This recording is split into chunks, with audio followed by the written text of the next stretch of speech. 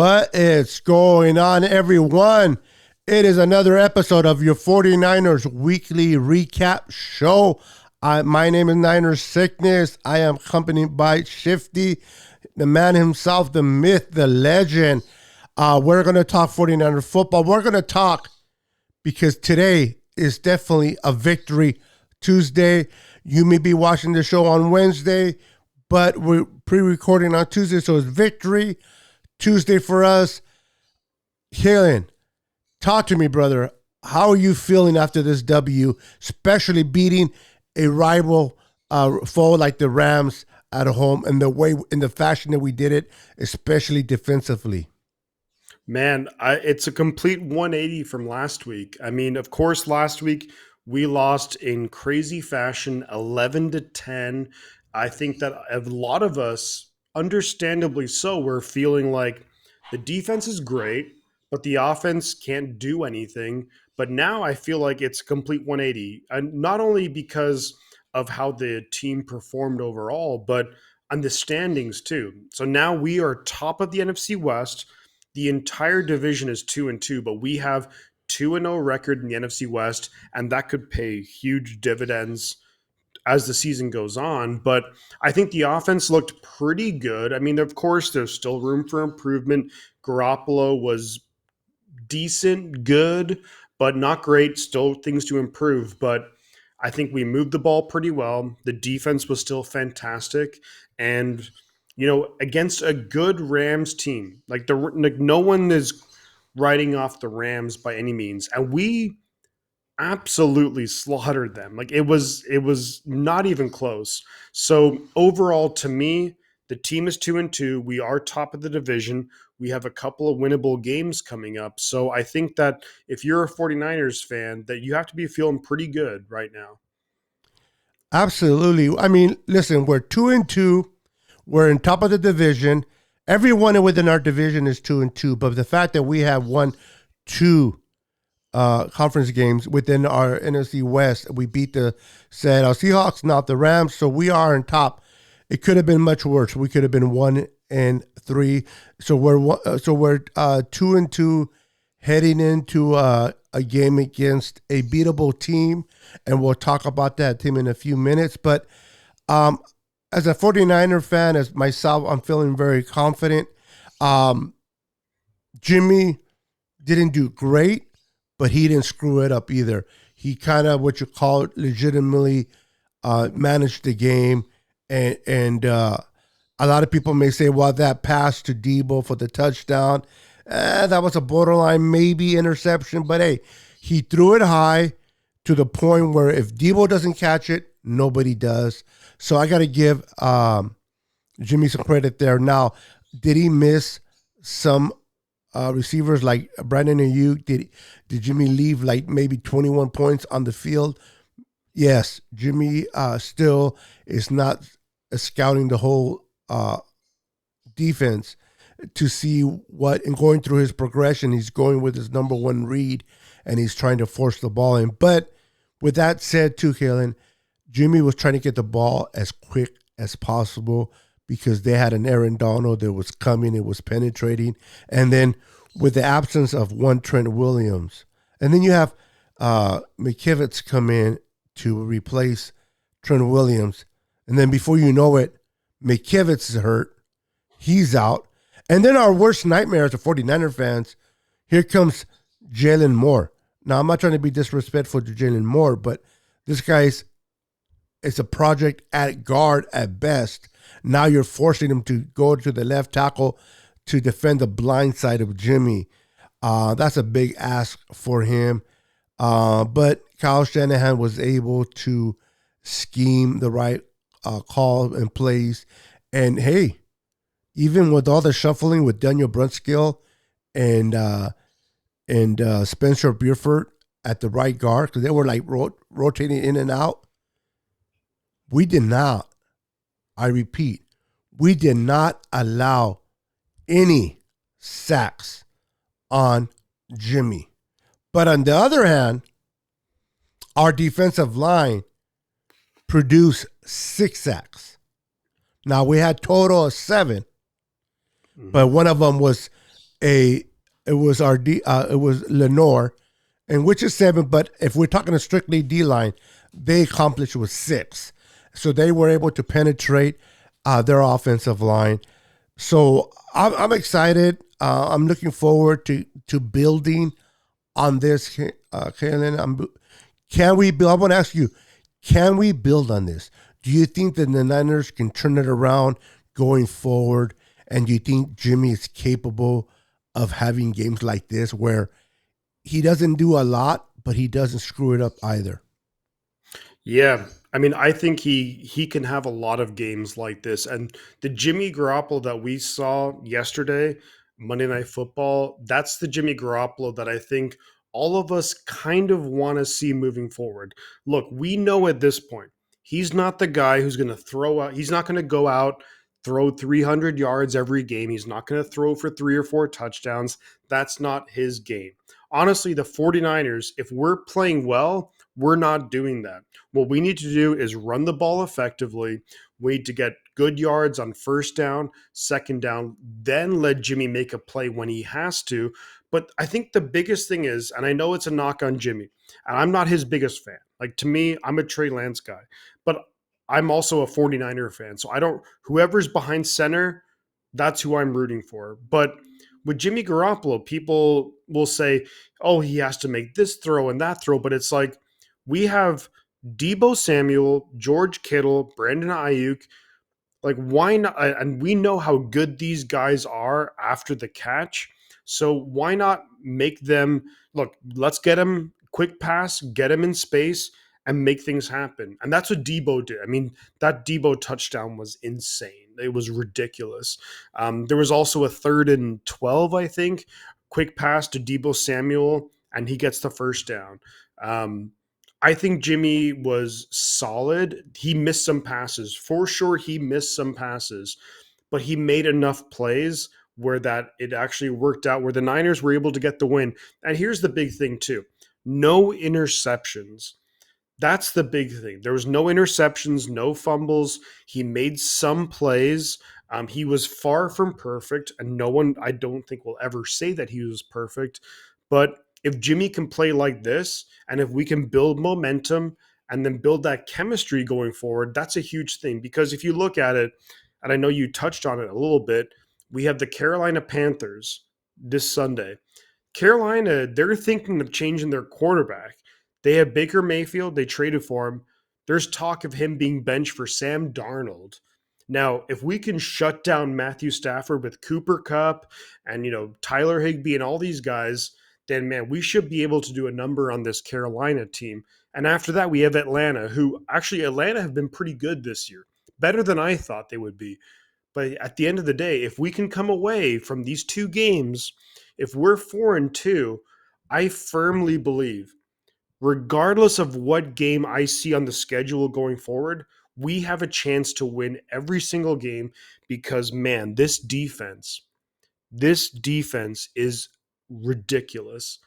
If you think about it, this defense, so an actual yardage given up, it's kind of wild, but us and Buffalo, we're actually tied for yards given up. And everyone talks about how great Buffalo's defense is, as they should. But the 49ers and Buffalo Bills are tied for yards giving up.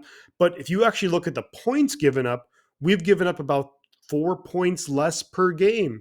And that includes the field goal block return for a kick, the safety, whatever.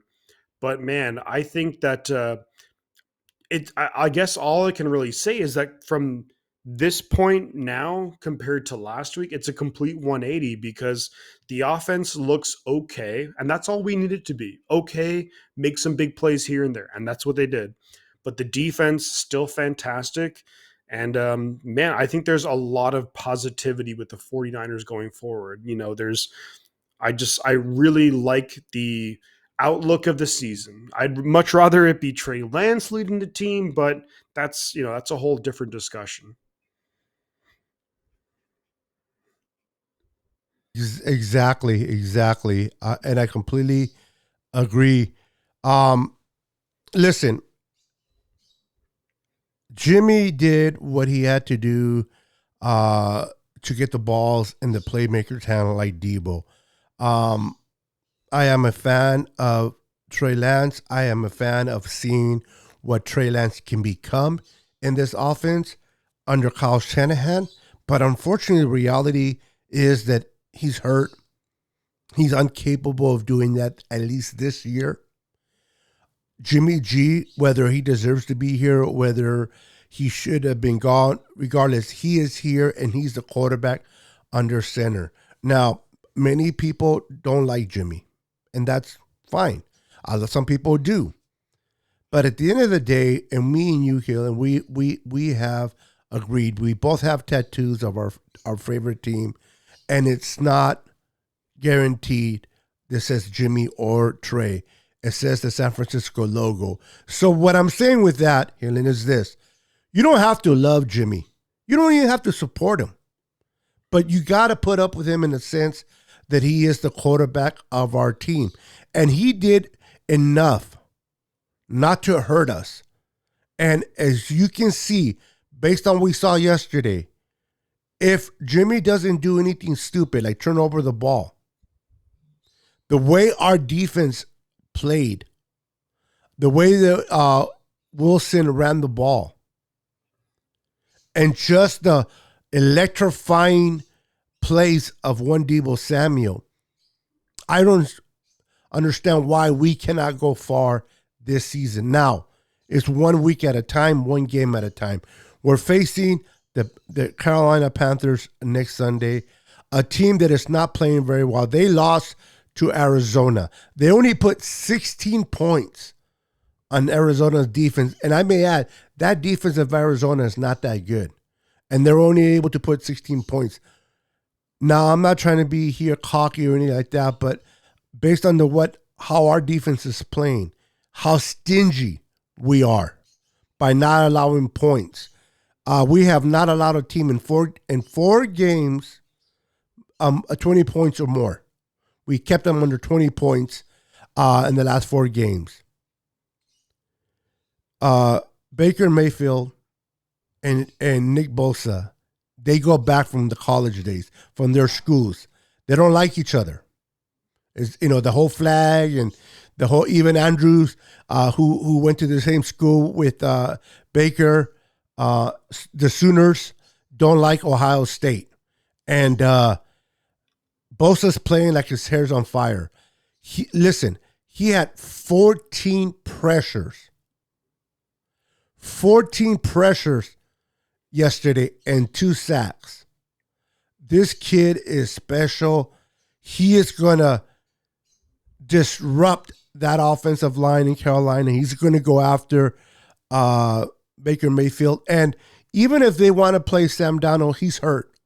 They say he's hurt. Most likely Sam Darnold will not play on Sunday. So it's going to be Baker Mayfield. And Bosa is going to eat. And not only that, but listen, Javon Kinlaw, we'll talk a little bit more about him. But he did not play yesterday because of, again, that injury to his knee. And we're going to talk about that and how we feel as Niner fans. Did we make the right move with this young kid? But when you have a kid like Kevin Givens, they can come in, step in, not really to replace Javon, but he was there to replace DJ Jones.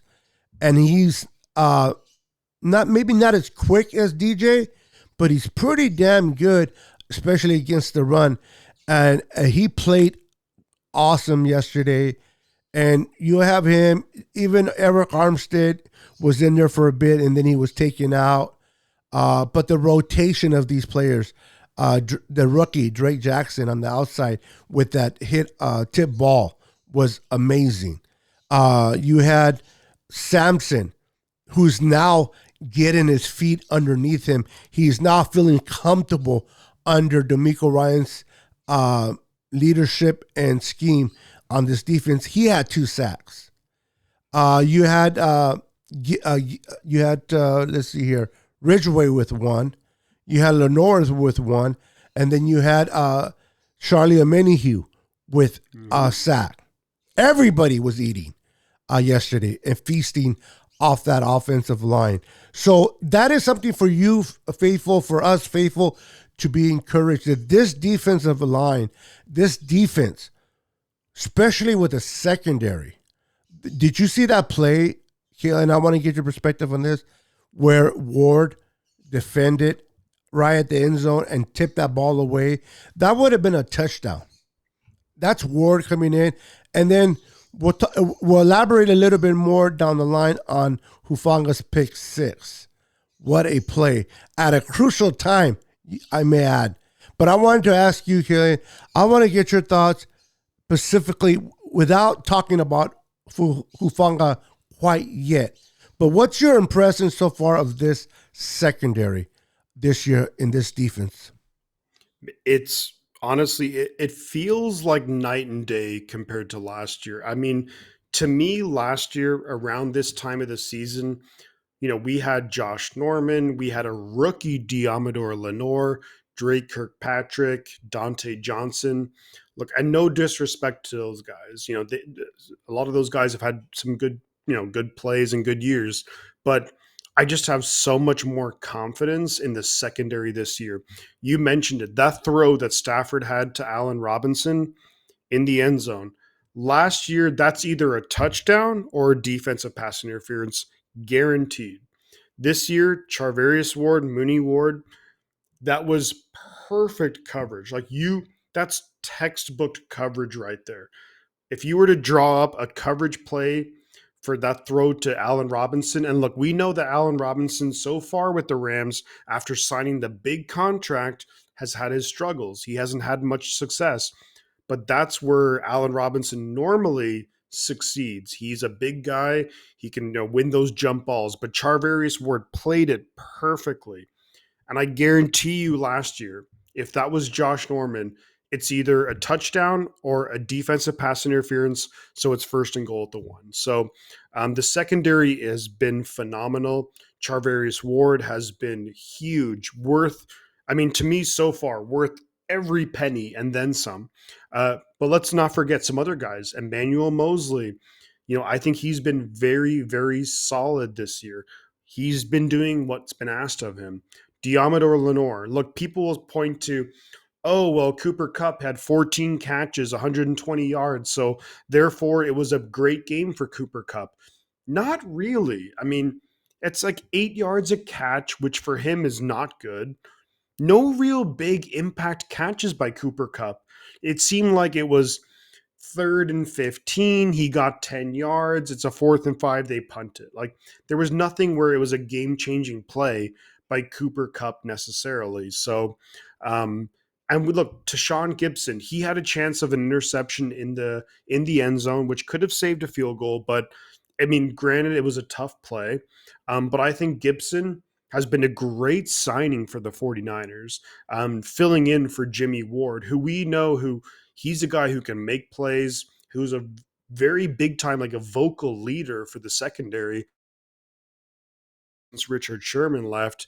But I think the secondary has been fantastic. I really have almost no complaints about it. I mean, yeah, we had I think a legal contact on Fred Warner, which I thought that was a bogus call.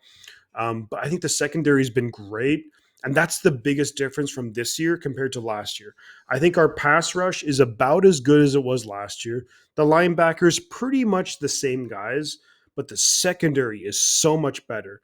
And look, I know we said let's not talk about Hufanga just yet, but Hufanga compared to Tart, wow. I was skeptical going into the year. I was like, let's just bring Tart back on a 1-year deal. Let's bring him, veteran minimum or whatever. Let's have Tart start the season because he's the veteran guy. But I'm happy to admit in this case, I was dead wrong. Hufanga's been amazing and he's proven me wrong. And I hope for the rest of his career with the 49ers, I hope he stays with, man, he's been ridiculously good. And the secondary as a whole has been great. So that's the biggest difference to me in the secondary is that now D'Amico Ryans has a secondary that's elite and that he can count on that. So now he's not afraid to send some blitzes. He's not afraid to blitz guys. to put pressure under quarterbacks because he knows Mosley, Ward, these guys, they can cover one-on-one for 2, 3, 4 seconds. So the secondary's been phenomenal, and it's only going to get better with guys coming back. Exactly. The reinforcements are coming in, and you hit the nail right on the head with the ability to blitz more, the comfort that D'Amico Ryans has to call on blitz with Hufanga or whoever he wants to bring, because he understands that Mooney, as he likes to be called, and Emmanuel Mosley can handle their business on the outside. They can play man. We always knew that Mosley can play man, but we always had the problem at the opposite side when Charvarius Ward wasn't there. So the Niners were forced to play a lot of zone and man based on the coverage that they were facing on offense. But now they can play strictly coverage, and these corners won't get burned. And then with the emergence of Hufanga and the good play of Gibson in the absence of Jimmy Ward, this secondary and the defense as a whole has been really, really good. Now, the offense that we saw yesterday, although not great, was good enough compared to what we saw against the Broncos. Major upgrade from the Denver game to the Rams game. And the Rams has their issues. They do. They don't have an offensive line. They're in shambles. Allen Robinson hasn't really planned out for them the way they thought. The other receiver has been hurt.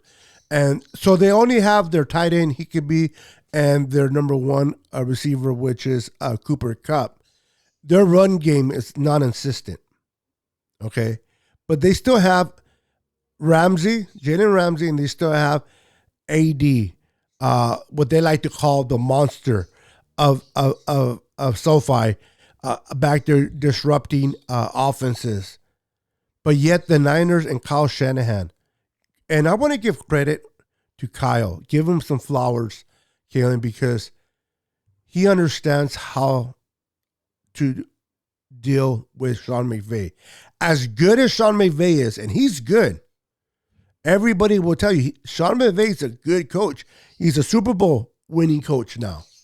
But yet, 7 times in a row in the regular season, that Kyle Shanahan has beaten McVay. And we can argue all we want with Ram fans about the NFC Championship. If that drop by Tart wouldn't have been dropped, I should say, we could be talking a whole different situation. So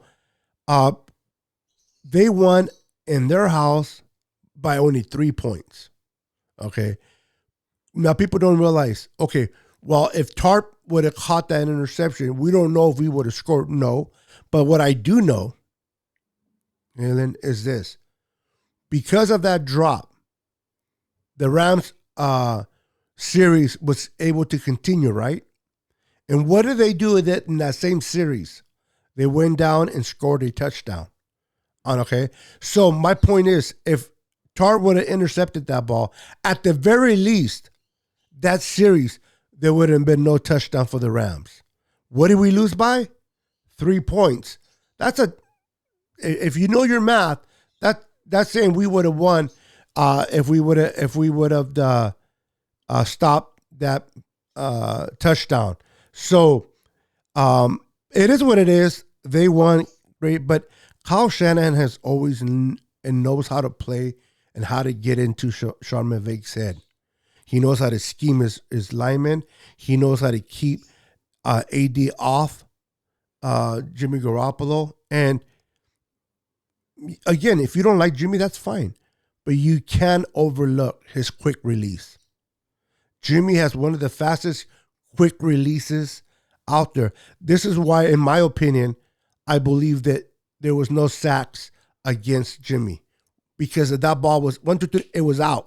By the time AD had a chance to get there, the ball was already out. And if you ever play defensive line, and I have, what frustrates you the most is that you're right there.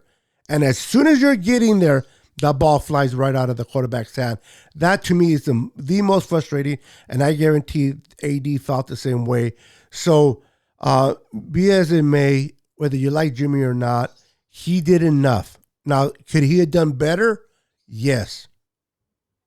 But we still, it wasn't 24 points because we got 7 points off the defense. So it would have been what, 16? 17 points that the offense put up. And we had a missed field goal. So by Robbie, which doesn't happen very often. So there's a lot of things to look forward to. Again, we are in the top of our division and a very winnable. If nothing else indicated by us beating the Rams the way we did, this division is for us to lose. That is my opinion, and I stand by it. It is for us to lose because I am not afraid of Arizona. I am not worried about Seattle. And after the way we played the Rams yesterday, they don't even concern me because they're in shambles offensively. And so my point is, ladies and gentlemen, keep your head up. We're 2-2 in our division. We're on top of our division. We're going to play a very winnable game against Carolina. The Niners must win against Carolina. They must win against Atlanta. Now, Atlanta might be a little bit more tricky, but they lost Patterson for a few. I forgot what injury. He'll be out for a while. He's the best runner. Pitts hasn't been really planning out for them. And even Drake London, he's been playing decent as a rookie receiver for them, but they got a lot of issues. And let me just add this. They haven't faced Atlanta, a defense like ours. Okay. So we win those two games. Like you said, we're 4-2, right? We're looking good. Now, we come back and we face the Kansas City Chiefs. Ooh, the mighty, scary Kansas City Chiefs. They are scary. They beat Tampa. Tampa should have won that game, in my opinion, but that's a discussion for a whole different program. Their defense is not that good. Their offense is good. They have Patrick Mahomes you have to contain, but you can tell they're missing number 10 over there. Now, what we have this year and against, and I don't want to get too much into Kansas City because we're going to talk about it in our future episodes, Kaylin, but I just want to give a little bit of a teaser, if I may. Our secondary today is better than the secondary we had in 2019, in my opinion. Our defense, I agree, today is better, minus the Javon and the Ford Buckner, but the way the pass rusher that we're pressing and how we're keeping teams to a few points is dividend. Because even 2019 in 4 games we gave up more points than we have this year. My point being is we're playing at home against a good team, but if we come 4-2, the confidence in this team is going to be up to the roof, Kaylin. So I want to ask you, for the fans that are watching, what do the Niners need to do to win both of these games they're coming again? And what are things name 3 things they got to do to win, and name 3 things they have to avoid in order for us not to lose these games. Okay, so to win, the defense, look, every game in the NFL is different. Different things happen, so you can't bank on anything necessarily. But as long as the defense continues to play well, and I think this defense matches up with any offense in the NFL. I don't care who it is. This defense matches up with it. So the defense just continue to play well, 20 points or less. Then we're good. The special teams. We saw Monday night, Ray McLeod fumbled the ball. He's done that before. He's been known to do that. We just have to avoid. Luckily, Marlon Mack fell on the ball, but we have to avoid giving away possessions, turnovers on special teams. But not only with the Ray McLeod, I was quite disappointed in Robbie Gould missing that field goal. It was only a 42-yard field goal. Look, if it's a 52-yard, a 55-yard field goal, I understand. It's a 42-yard field goal. I thought he should have made it. He should have, but he missed it. But as long as the defense continues to play well, the special teams, there's no special teams blunders. Now, I'll give credit to Ray McLeod. He did have the fumble, but then he also had a really nice punt return, returned it for about 20 yards or so. And we haven't seen a lot of that in recent years. So I'll give him credit there. Also, to win, I just think that the way that Jimmy played, I think if he just continues to do that, I liked, and here's the thing with Jimmy, right? When we look at the game last night, Monday Night Football, you know, his numbers, when you look at it, they were okay. He had one or two bad, like he missed Jawan Jennings on a third down play. One of the plays could have potentially been intercepted, but he threw the ball to Charlie Werner. Werner, not a great receiver, got one hand on it, but dropped it. We also look at the pass to George Kittle in the end zone. Now, George Kittle, I love Kittle. I love the way his mentality, the way he plays. But if you want to be seen as the elite tight end, like I think that if you throw that to Travis Kelce, I think Travis Kelce gets both feet in bounds. That's just me. But I think that if Kittle makes that if Kittle gets both feet in bounds, then all of a sudden you're looking at Jimmy Garoppolo, 2 touchdowns, 250. It's like, wow, what a great game statistically. So, but I think ultimately, if Jimmy can play that well, and I think we do have to give a big shout out to the offensive line, missing the best left tackle in football. McKivitz goes out, and also we took out Burford for a little while, but Jimmy didn't get sacked once. And I think that you made a great point. Jimmy gets rid of the ball fast, and that's a huge positive trait that he has. But also, I thought the offensive line played pretty darn well. I saw Aaron Banks level Aaron Donald a couple of times, which is great to see. I love seeing that. But, it's one of those things where in order to win, I think the defense just, 20 points or less, special teams, no blunders, maybe a nice return here or there, and Jimmy Garoppolo just don't screw up the game. Now, the ways that we can lose to me are, well, number one, if Jimmy Garoppolo decides to throw the game away, we've seen it happen. Not good. I think if the special teams, whether it's Ray McLeod fumbles it, the field goal, we miss a key field goal. But the other way that we lose the game, I think, is just us beating ourselves. And how do we beat ourselves? With penalties. When the Niners have a lot of penalties, that's when we lose those games. Look, we know this offense is not a top 5 offense. It's not a top 10 offense, maybe borderline top half of the league.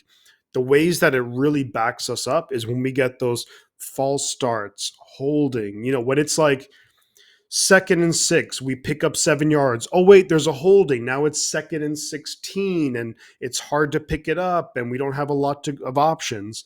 So that's where it gets tricky. So I think this team is absolutely Super Bowl caliber team.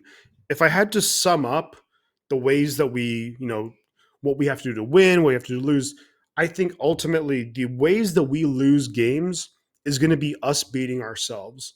And I think so far this season, it's proven that. Week 1 at Chicago, 12 penalties, 100 yards in terrible weather. We beat ourselves. Denver, we all know about the safety. We don't need to go into that. We were the better team that night in Denver. I think anyone watching that game would say the Niners were better, but we had the stupid plays. But I think if the Niners just don't beat ourselves, make enough plays on offense, and then the defense just do its thing. I love the fact that, we saw like on Monday night, it was, what was this? It was 17-9. The Rams are driving, and then bam, Hufanga, game over, basically. We have those big plays. That's what we need to do on defense. And I think this defense has potential to go down as maybe in the same conversation as the 85 Bears, the 2002 Ravens.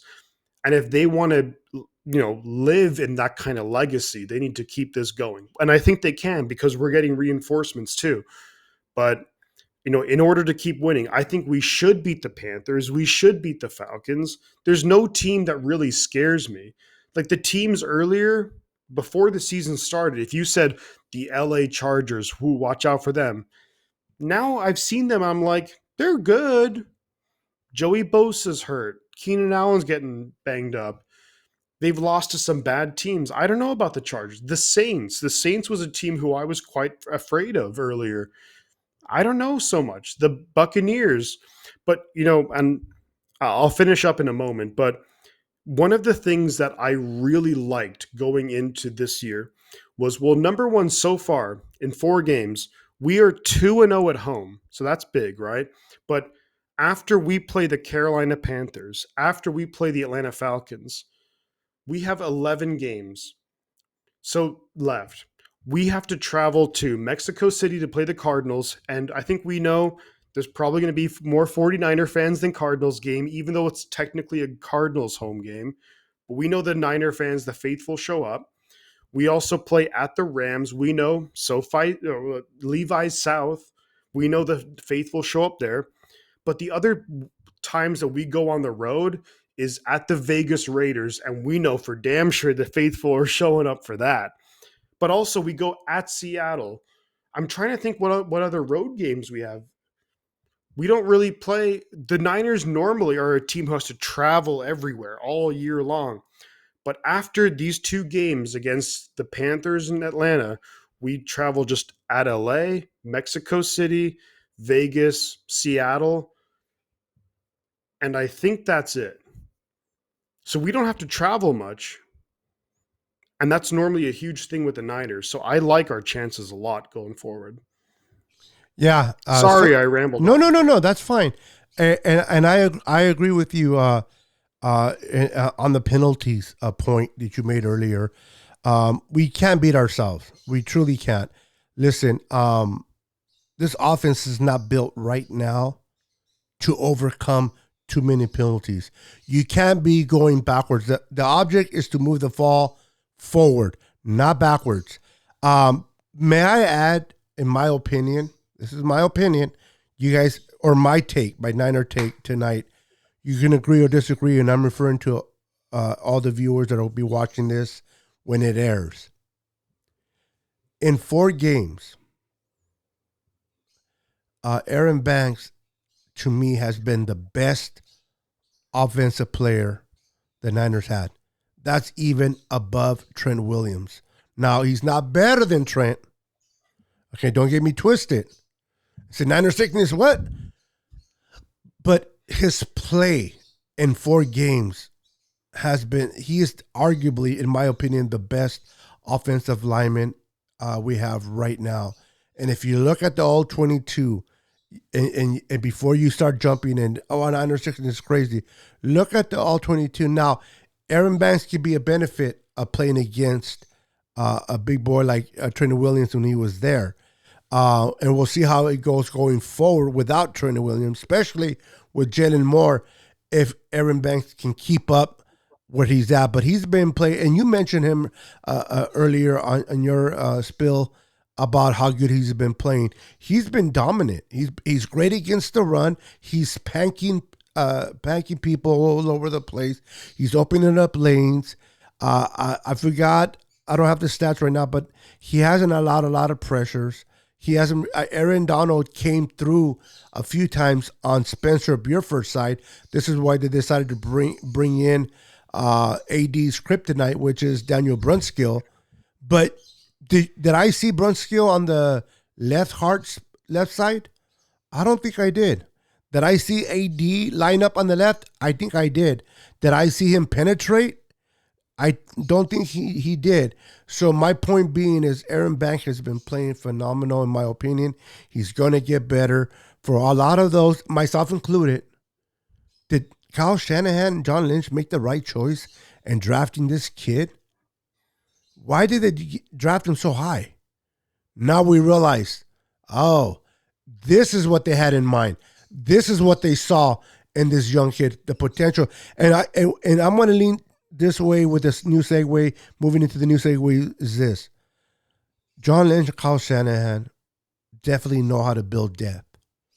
They're not only winning today, Kalen, but they're working on future prospects. So then when we lose the Tomlinsons, we put Aaron Banks in there. When we lose the Mike McClinchy, I really believe they have someone for him if he moves on. If we lost Mac, and now we have Jake Brundle there. The Niners are always finding ways of having depth and developing players. Not only do they develop players, Helen, but the Niners and Kyle Shanahan, whether you hate them or love them, or just in the middle, you can't arguably deny that Kyle knows how to develop within coaches. He knows how to develop coaches within. Robert Saleh, now the head coach of the Jets. Mike McDaniels, now the head coach of Miami. You know that Mr. DeMeco Ryans won't be back. It sucks for us, but he won't be back next year because he will be a head coach. Another development of Kyle. You have Anthony Lynn. You know what I mean? So, and the only reason why Brown is it Bobby Brown or I forgot his name, the running back coach that just came back from Bobby Turner. Bobby Turner, excuse me. The only reason why he's not going for a head coach because he's up there in age. If he was a bit younger, you better believe he'll get a shot. My point is this: the Niners know how to. The Niners and Kyle Shanahan, in particularly, knows how to develop young coaches and develop players. Now, the biggest question is where is his development of a quarterback? We haven't seen that. And as we all know, quarterback is the key spot of a team. I don't care how good your defense is, how great receivers you have, running game. If you don't have the quarterback, they can distribute the ball. You're in trouble. And I'm not gonna be negative on Kyle quite yet because we haven't seen what Trey Lance can be. I want to see a complete year of Trey Lance to understand, okay, Kyle, this is the quarterback you chose. This is the quarterback you wanted. Now let me see how you develop him. And it's not Kyle's fault that he got hurt.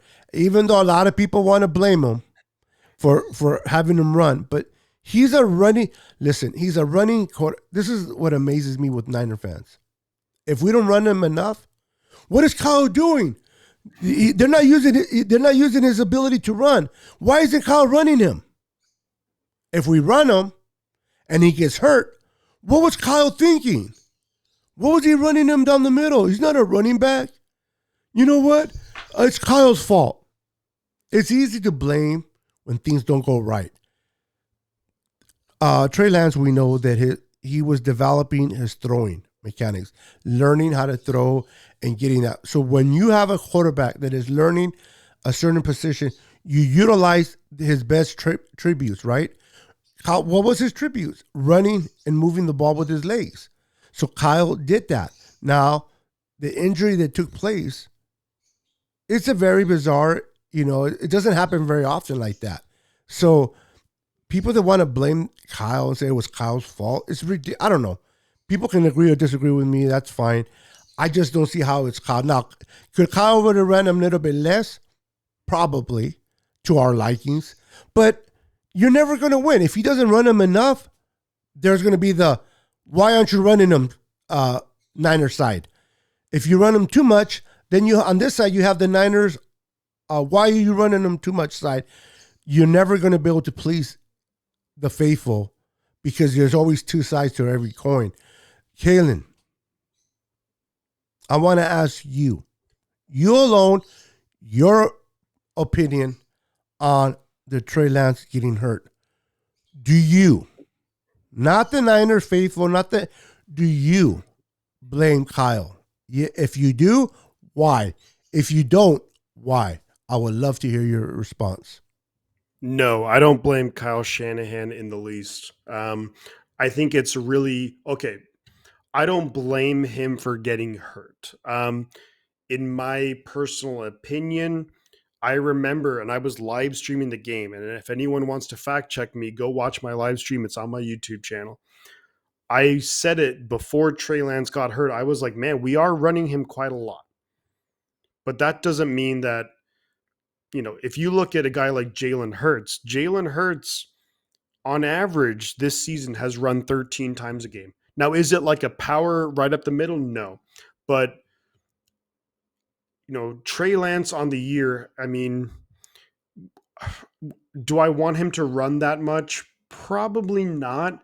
But if he's going to get hurt after like a couple of rushes in the first quarter, well, it was a freak accident. Like anyone who I think watches football consistently can see that it wasn't look, if it was week 16 and we ran him 150 times all year right at the middle and he just wears down and it's like it's wear and tear, then I'm like, you know what, you have a good case.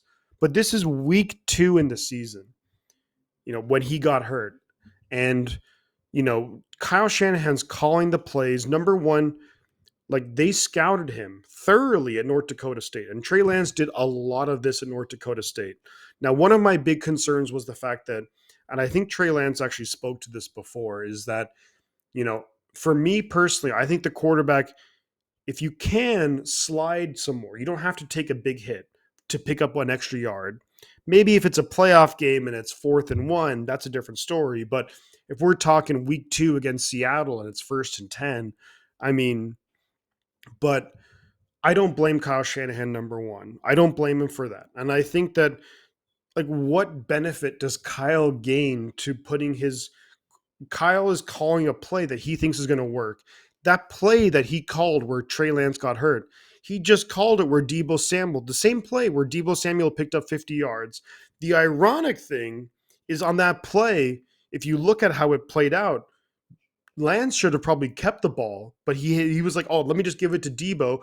Deebo does Deebo Samuel things and makes a crazy play out of it. But if Trey, and here's my whole thing is that if Trey Lance doesn't get hurt on that play, let's say he gets tackled and he gets up and just continues on, like nobody's talking about that play. It's the fact that he got hurt. We look at quarterbacks in the pocket who've gotten hurt this season. Tua Tagovailoa. Is anyone? I mean, look, we know there. I mean, that's a whole discussion possibly, but let's just say if Tua didn't get hurt against the Bills, but we look at the play against the Cincinnati Bengals, and Tua wasn't. I mean, he was like running around. He was trying to look for a pass down the field and in the pocket, and he gets sacked and he gets taken down. He gets hurt.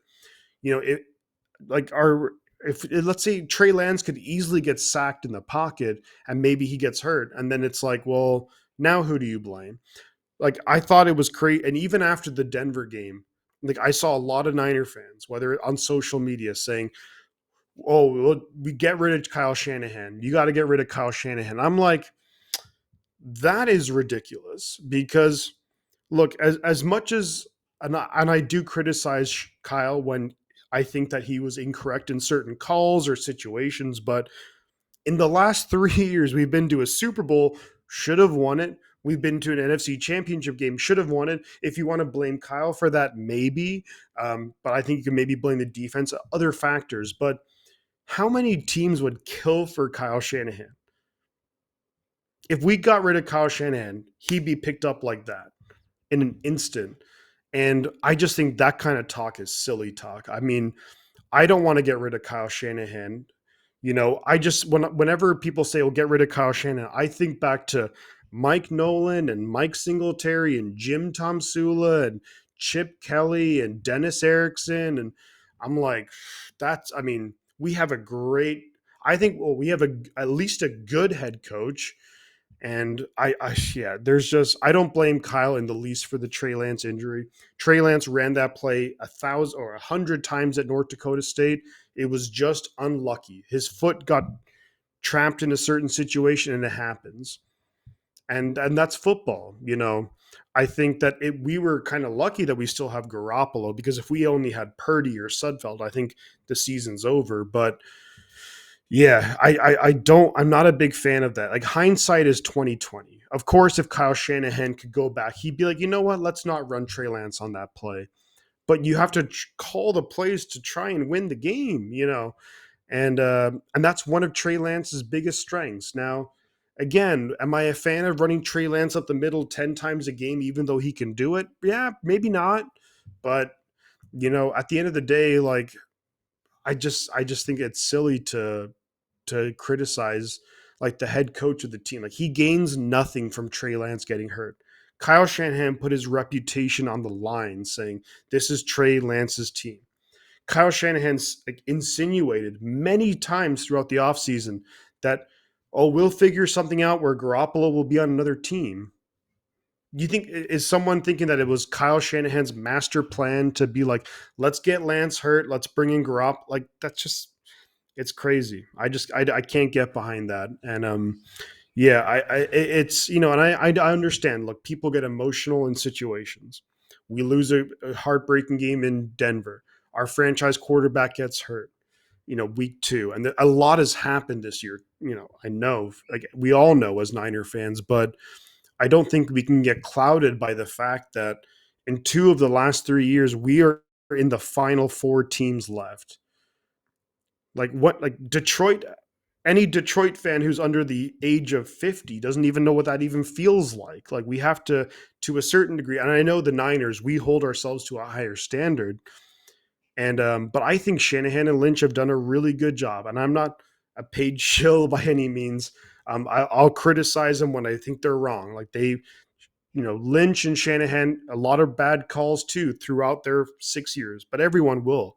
Bill Belichick, no one's perfect. Bill Walsh, not perfect by any means. So, to kind of reel back and answer your question, I don't blame Kyle Shanahan for the Trey Lance injury. It's a play that he ran 100 times at North Dakota State.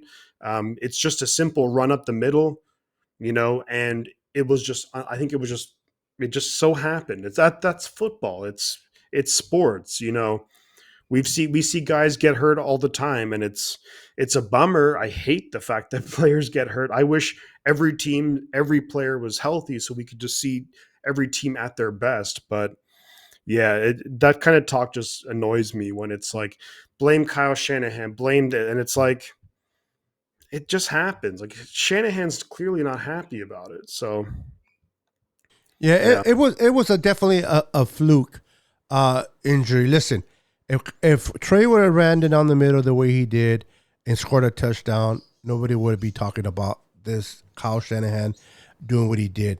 Now, let me ask you real quick, briefly, if you can answer this. How many runs did Kyle run Trey in that game prior to that injury? against Seattle, No, yeah, and it was in the first quarter. I think if I'm not mistaken, I think Trey had maybe 4 or 5 runs, which is a lot. three. Three. Oh, three. Okay. Three, and he got hurt. My point is, listen, it was a fluke incident, and Niner fans are upset. I was upset because I Me anticipated too. all offseason. I'm Uh, pissed off still. Sorry to yeah, cut you off, but I'm pissed. I want to see Trey Lance. yeah, I'm super excited for him. all year, all we did was hear that finally.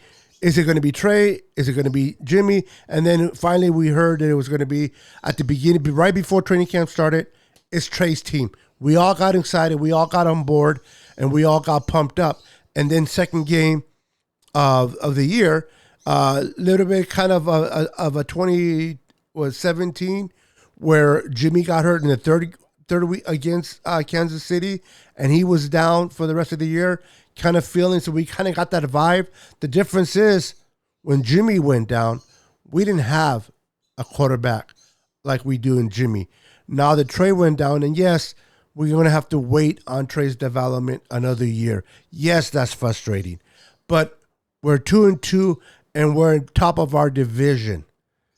So, with that said, I don't blame Kyle either. And for those that wanted Kyle fired, may I remind you that this team culture wasn't a winning culture. This team, nobody wanted to play for this team. No free agents wanted to come to play here. Everything was leaked. No matter what was said, it was leaked out. They had a major leak problem in the organization in Santa Clara. Once Kyle Shanahan and John Lynch took over, they turned around a garbage culture and turned it around and made it what it is today.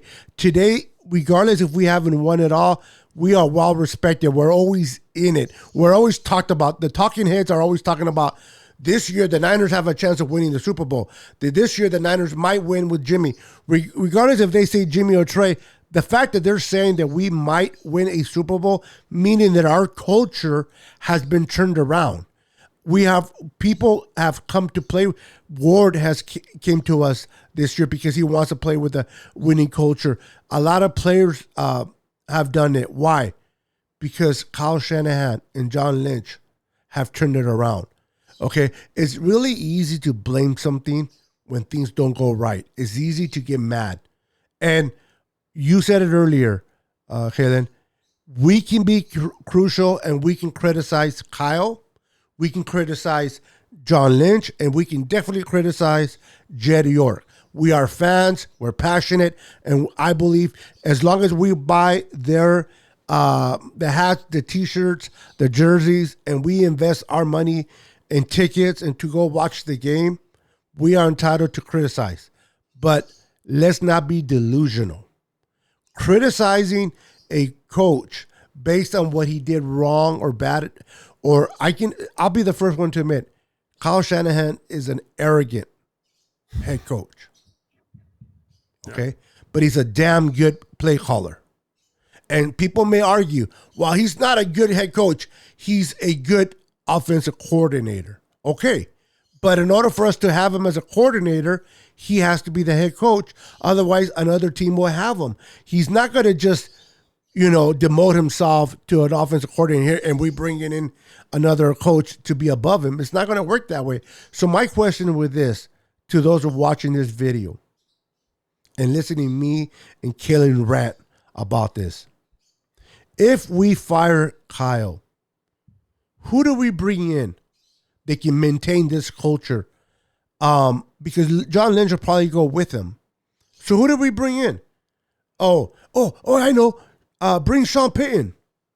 He's not coming to the Niners. And I don't think he's better just because he won a Super Bowl with Bree. I think Breeze won that Super Bowl, not necessarily Payton. That's just me. People are like, well, bring Ken Dorsey, the offensive coordinator for the Bills. You see how good the Bills are? Okay. You're complaining and bitching about Kyle not being a good head coach, but a good offensive coordinator. What makes you think that Ken Dorsey can be a good head coach? The grass always looks greener on the other side, but it only looks green on the other side when your ass is lazy and you're not watering your own yard. When you maintain your yard and your yard looks good, you don't give a rip about your neighbor's yard. Your yard looks good. The problem is people are focusing too much on the neighbor's yard because they're too lazy to take care of their yard, in my humble opinion. So, faithful, listen. Kyle is still the reason why we're winning games. Kyle is the reason why the game was won yesterday. Yes, the defense played for D'Amico, and we had a great, but Kyle called some great plays that allowed us to advance the ball. I guarantee you another head coach or Purley would have not been successful in winning yesterday's game without Jimmy and without Kyle. So, listen, be upset, be frustrated, but temper your expectations a little back. Let the process play out. We're 2-2. We're in top of our division. Okay, we already have two wins in our division. The good thing is, losing is never good, Kalen, but we lost out of our division. Matter of fact, we lost in the AFC. Okay, so hold your horses, relax. We're gonna play the Panthers. We'll beat them. We'll play Atlanta. If we play our type of football, we will beat them. When we face the Kansas City Chiefs, the Niners can possibly 4-2, looking pretty good. Okay, this defense is getting better, and let's say Jimmy gets better, and maybe Jimmy was right. I'm not saying he was right or wrong, but the whole indication that he couldn't get himself into rhythm because he wasn't really in practice. You could tell Jimmy's a person of routine. You can tell he likes to have his routine, right? He comes into training camp, he works out, he does his thing. Well, this year was completely different. Not only did he not go to training camp, he was dealing with the unknown. Am I being here? Am I leaving? Am I going to be in this part of this team? Am I not going to be? Oh, can you imagine Jimmy handling all that garbage? And then week 2 comes around. Jimmy, you're the quarterback now because Trey got hurt. Oh shit! I got to take over now. Now Jimmy has to jumble everything, get everything to all the ducks in order. Sometimes it doesn't happen. So he came okay. We won that game against Seattle. We struggled against uh, Denver, but then we got back on the right track against the Rams. And I believe that Jimmy will continue to get better. Now we know what his ceiling is, Kalen. I'm okay with that. With this defense, if Jimmy just doesn't, and I'm not going to cuss because I don't cuss, F it up, if I may say that, this defense and this run game can win games, a lot of games, and we can go far. So as we come to a close, we hit an hour, and it's been a great show. We actually at the hour. Any last words you want to say before we go? And it was a great show, and we will continue talking about the game against the Carolina Panthers and a little bit more of what's going on with Jimmy on our next episode. Anything you want to say and your final words there, Kaylin? Well, I think everything you just said there was like spot on. I think at the end of the day, the 49ers recipe to winning should be the defense does what it does. Special teams, if we can make some plays, great. Robbie Gould, let's kick those field goals.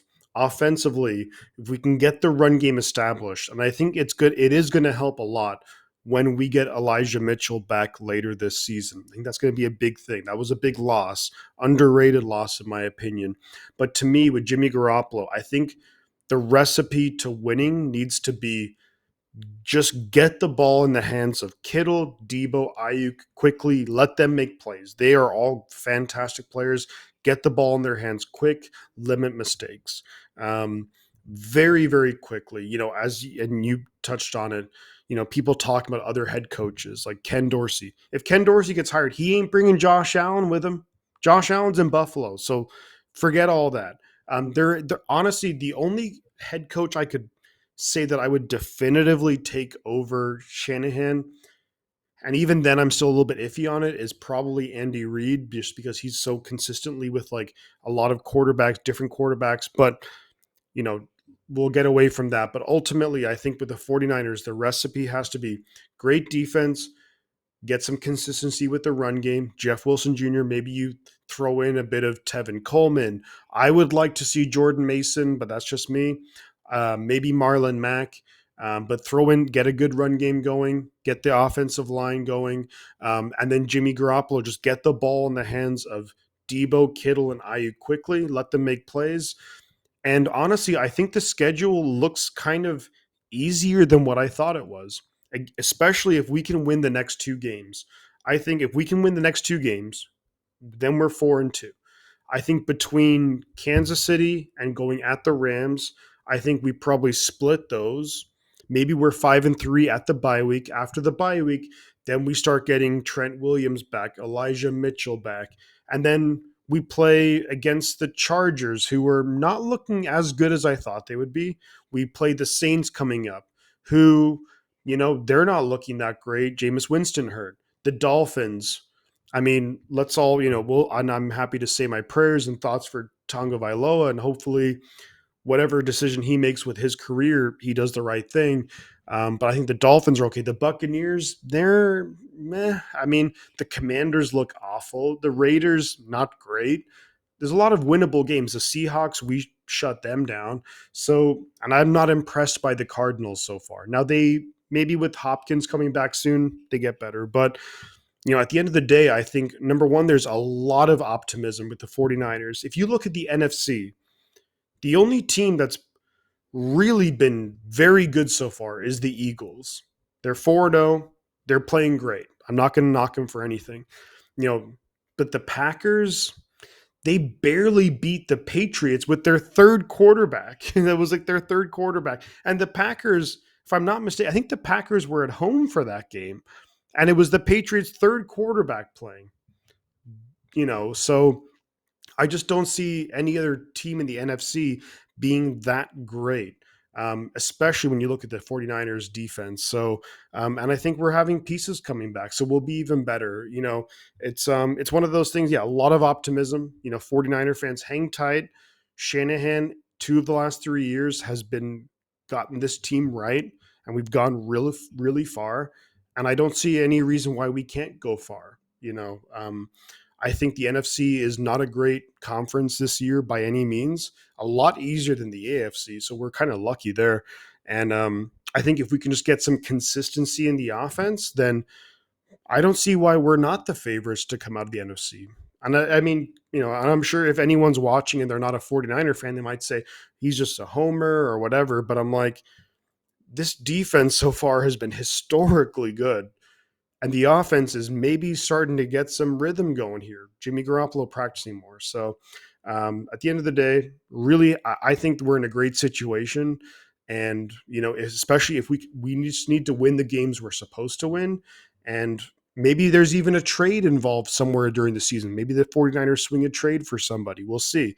But yeah, I think we're in a great shape. And yeah, that's all I can really say right now. I'm really happy with the state of the team. As considering all our injuries, I think we're in great position. I can see you're fired up, and I love it. I love it, Kalen. And you're right. Listen, if the Niners, the area that they're weak at is the quarterback. If we had Lamar Jackson as a quarterback, if we had Josh Allen, if we had Patrick Mahomes, this with that defense that we have now, we will be blowing people out of the water. If you look at all the NFC teams, you forgot about Minnesota. They're pretty decent, 3-1, but it's Kirk Cousins. He doesn't win big games. Okay, Dalvin Cook is up and down. JJ hasn't been playing JJ type of football over there, so they're winnable. If you look at all the NFC teams' defense and what they have done so far, you cannot say that any team has a better defense than the 49ers and the NFC. Now, we're not talking NFL. People can argue the Bills, but that's AFC included. But I'm talking about NFC only. If our offense can just get it together and not lose it, they don't even have to win it. Jimmy doesn't even have to win it. Don't lose it. This defense is so good that if you score 20 points, I know this Niner will win. Because so far, or 21 points, I should say. Because so far, no team in 4 games, a team hasn't scored more than 20 points on us. 20 or more. So if we score 21 points, we're winning the game. So all the Niners offense got to do is play smart football. Jimmy, don't screw it up. Don't throw some INTs. And the defense will do the rest because we have a great defense. Kalen, it was fun talking 49er football. It was fun doing the 49er weekly recap. We recapped the game against the Rams. We beat so-called NFC champions. We destroyed them. We made them look like little lambs out there in our defense. We sacked their quarterback 7 times. He threw a pick 6. And fumble the ball once. So let me tell you, we're creating turnovers on defense. Let's continue to do that. And in case you missed the show earlier, reinforcements are coming. Jason Verrett's coming.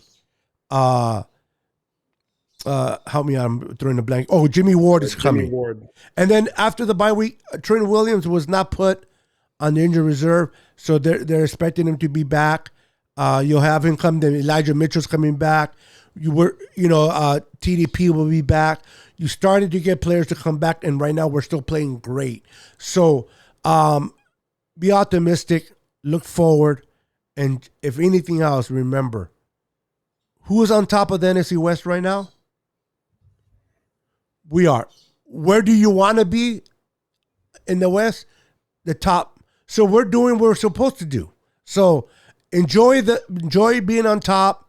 Let's continue to stay on top. And even though I hate the Cowboys, I'm rooting for the Cowboys. Beat the Rams on Sunday. And let's go Niners.